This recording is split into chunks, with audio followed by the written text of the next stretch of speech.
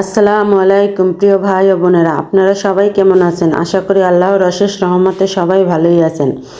আলহামদুলিল্লাহ, আমিও আল্লাহর অশেষ রহমতে ভালোই আছি। আজকে আমি একটা পরোটার রেসিপি নিয়ে চলে এসেছি, কিন্তু একটু ভিন্ন রকম। তার জন্য এখানে আমি নিয়েছি হাফ চামচ ইস্ট, তার সঙ্গে নিয়েছি হালকা গরম পানি।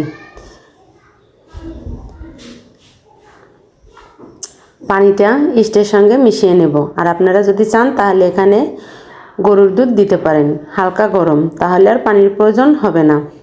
এখন এখানে আমি গুঁড়ো দুধ অ্যাড করে দিব। যেহেতু আমি গুঁড়ো দুধ দিব তার জন্য কিন্তু পানি দিয়েছি। আর আপনারা যদি গরুর লিকুইড দুধ দিতে চান তাহলে কিন্তু হালকা উন্ত গরম দুধ দিলেই হবে। দুধটা মিশিয়ে এখানে আমি দিয়ে দিলাম স্বাদ মতন লবণ। এখন আমি এখানে নিয়েছি আটা, এটা প্যাকেটের আটা, আপনারা চাইলে এখানে ময়দাও নিতে পারেন। এখন এটা আমি ভালো করে মিশিয়ে নিব। এখানে মোট আমার 2.5 বাটি আটা লেগেছিল ডোটা তৈরি করতে। সফট একটা ডো তৈরি করে নিব। ভিডিওর শুরুতেই যারা ভিডিওটা দেখা শুরু করে দিয়েছেন, দয়া করে একটা লাইক দিয়ে ভিডিওটি কন্টিনিউ করবেন। আপনার একটা লাইক আমার জন্য খুবই মূল্যবান। তারপর দেখুন ডোটা কিন্তু তৈরি করা হয়ে গিয়েছে। এখন আমি উপর থেকে অল্প একটু তেল মাখিয়ে রেখে দিব। 10 মিনিটের জন্য রেখে দিব। আপনারা চাইলে আরও বেশি সময় রাখতে পারেন।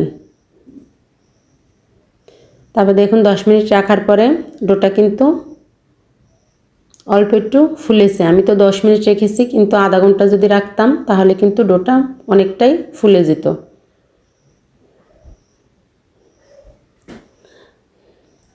এখন আমি হাতের সাহায্যে ভালো করে মথে নিব। পরোটা তো অনেক রকম খেয়েছেন, এই পরোটাটা একবার খেলে এর স্বাদ জীবনেও ভুলতে পারবেন না। আর এই পরোটাটা যদি বাচ্চাদের টিফিনে দেন, বাচ্চারা কিন্তু খুব মজা করে টিফিন বক্স খালি করে খেয়ে নেবে। এখন আমি ডোটা দিয়ে লেচি কেটে নিব। আর এটা খেতে কিন্তু কিছুই লাগে না, শুধু পরোটাটাও খাওয়া যায়। আর এটা খুব সফট। এই পরোটাটা এতটা মজা হয় যে এটা খেতে কিছুরই দরকার হয় না, না কোনো তরকারি না কোনো ভাজি। তারপর দেখুন আমি কিন্তু পাতলা একটা রুটির মতন বেলে নিব। রুটিটা তো আমরা সবাই বেলতে পারি, তার জন্য আর পুরোটা দেখালাম না, একদম পাতলা। রুটিটা বেলা হয়ে গিয়েছে, আর আমি আপনাদেরকে দেখিয়ে দিচ্ছি এটা কতটা পাতলা হয়েছে। তারপর এখানে আমি গুঁড়া দুধ নিয়েছি, এর সঙ্গে আমি দিয়ে দিব 1 চামচ পরিমাণ চিনি। চিনি আর দুধটা ভালো করে মিশিয়ে নেব। মেশানো হয়ে গিয়েছে।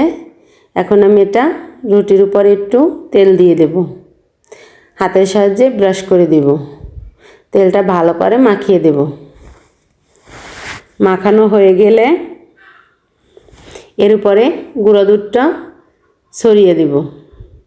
এটা যেমন পুষ্টিকর, তেমনি খেতে কিন্তু দারুণ মজা হয়। আর বাচ্চারা তো খুব মজা করে খেয়ে নেবে। আমার বাচ্চারা কিন্তু খুবই পছন্দ করে, তার জন্যই আপনাদের সঙ্গে শেয়ার করলাম। আমি এভাবে মাঝে মাঝেই তৈরি করি। দেখুন ভালো করে ছড়িয়ে দিয়েছি। এখন এটাকে রোল করে সিল করে দিব। আপনারা আপনাদের পছন্দ মতন রোল করে নিতে পারেন।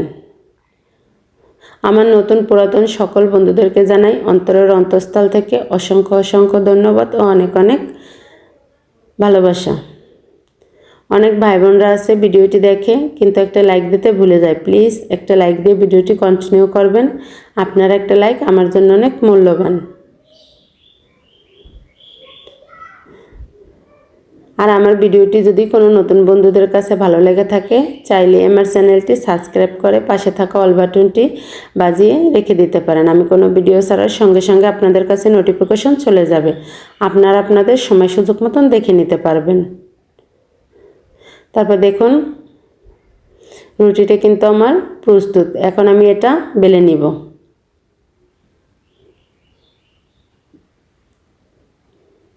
এটা আপনারা পরোটার ভাজের মতন করেও দিতে পারেন, এক পেলে দিলেই হবে। তারপর দেখুন পরোটাটা কিন্তু আমার বেলা হয়ে গিয়েছে। এভাবেই আমি সবগুলো বানিয়ে নিয়েছি অফ ক্যামেরায়। তারপর দেখুন প্যানের ভিতরে কিন্তু আমি সামান্য একটু তেল দিয়ে দিয়েছি। তেল দিয়ে কিন্তু পরোটাটা ভালো করে উল্টে পাল্টে ভেজে নিব।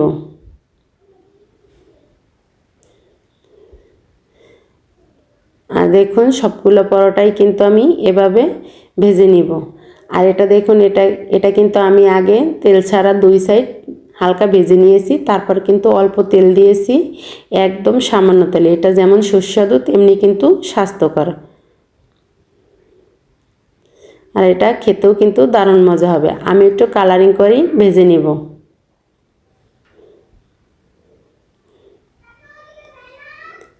এভাবে আমি কিন্তু সবগুলো পরোটা ভেজে নিব। আবার দেখা হবে নতুন আরেকটা ভিডিও নিয়ে। ততক্ষণ সবাই সুস্থ থাকুন, ভালো থাকুন। সকলের জন্য দোয়া ভালোবাসা রেখে আজকের মতন আল্লাহ হাফেজ। আসসালামু আলাইকুম।